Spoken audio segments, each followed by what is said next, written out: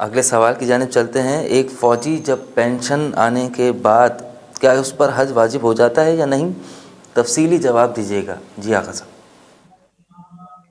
دیکھیں جی، وہ فوجی جب آتا ہے دیکھا یہ جاتا ہے کہ اس کی جو ہے وہ ضروریات زندگی کیا ہیں، کتنا اس کو پیسہ ملا ہے، اور اگر اس کی وہ صاحب استطاعت ہے، وہ مکمل طور پر مثلا فرض کیجئے وہ اس کے پاس گھر بالکل نہیں ہے، اور اسی طرح اس نے بیٹوں کی شادی کرنی ہے، اور بہت سارے زندگی کے لوازمات ہیں، تو ان کو پورا کرنے کے بعد اگر وہ صاحب استطاعت رہتا ہے تو اس پر حج واجب ہوگا۔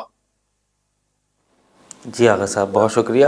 اگلا سوال ہمارے پاس یہ موجود ہے ایک لائیو کالر کا، اور انہوں نے بعد السلام نے پوچھا ہے کہ آغا یہ بتائیے کہ ہم اپنے خمس کی تاریخ کیسے معین کریں؟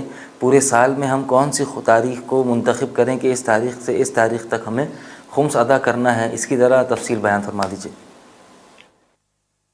دیکھیں، میں کوئی مہینہ یا اس کی تاریخ میں نہیں وہ کر سکتا، آپ کریں نا، آپ کسی بھی مہینے کی کسی بھی تاریخ کو آپ جو ہے نا مالی سال کی تاریخ بنا سکتے ہیں، ایک ادا کریں اور پھر اس تاریخ کو نوٹ کریں، اور اگلے سال یعنی اس تاریخ میں جو آپ کے پاس بچت ہوگی آپ اس میں سے خمس دیں گے، چاہے وہ اس آمدنی کو ایک سال نہ بھی گزرا ہو۔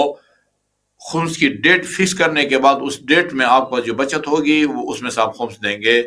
اب یہ میں نے مقرر نہیں کرنا کہ خواہ مخواہ فلان مہینے کی فلان تاریخ جو ہے نا وہ آپ کی خمس کی تعریف ہونی چاہیے، آپ کو اختیار ہے۔ جی آغا صاحب، بہت شکریہ۔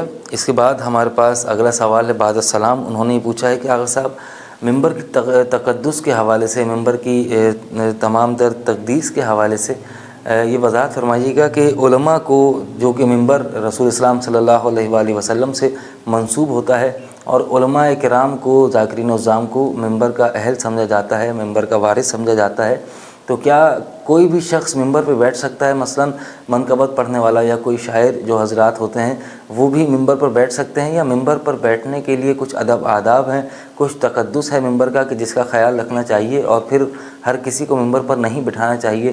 اس کے حوالے سے جو پریکاشنز ہیں شریعت کے حوالے سے وہ بیان فرمائیے گا۔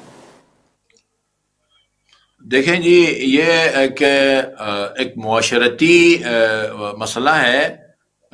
ہم یہ نہیں کہہ سکتے کہ ممبر پر ایک منقبت خان یا مرثیہ خان ممبر پر نہیں بیٹھ سکتا، اس کے لیے جائز نہیں ہے۔ ہم کسی کے حرام ہونے کا فتویٰ نہیں دے سکتے کہ بندہ اتنا پڑھا ہوا ہو تو وہ ممبر پر بیٹھ سکتا ہے، اس کی تعلیم اتنی نہیں ہے، کم پڑھا ہوا ہے، یا علماء اس کا شمار نہیں ہوتا تو وہ ممبر پر نہیں بیٹھ سکتے، بیٹھے گا تو گناہگار ہوگا۔